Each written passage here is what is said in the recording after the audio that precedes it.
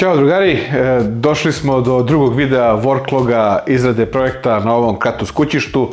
U prošlom ste vidjeli kompletno ceviranje, priprema, a u drugom sledi izrada folija za staklo, za ovaj ovde akril i dodatna izrada ovih držača za meke cevi da bi se to malo bolje sortiralo. Naravno, akril i ovi držači koji su napravljeni inače od Eva Pene, mekani su i to, trebali bi da to lepo radi, vidjet ćemo kako. Izradio sam kod Filipa, a ovaj deo da lepimo foliju na ovu masku od akrila i na samo staklo gledate sada, to sam radio kod mog drugara Mileta, pa da vidite kako to izgledalo. Mile, veliki drugar, znate ga, radio je i onaj Modern Warfare build nalepnicu za njega. Ja sam ovaj put ovde u Kugar pratnji za Kugar kućište, radimo štampu na bočnom staklu i unutra na onoj pregradi, to jest poklopcu od akrila koji treba da onu pregradu pokrije. Pripremio sam ovu veliku za staklo, ovu malo za bočno.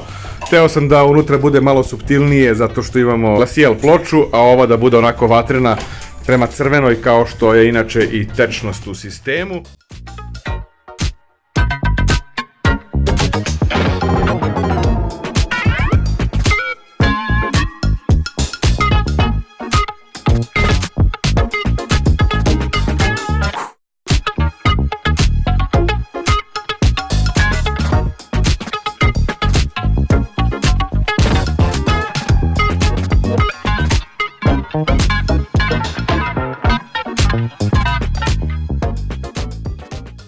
I koliko god izgledalo jednostavno na snimcima, ipak ovako jedan projekat jako je light, zahteva neko razmišljanje, pripreme, projektovanje i na kraju sklapanje. U svakom slučaju vi gledate finalne snimke, a vidimo se u nekom novom projektu veoma brzo. Ćao!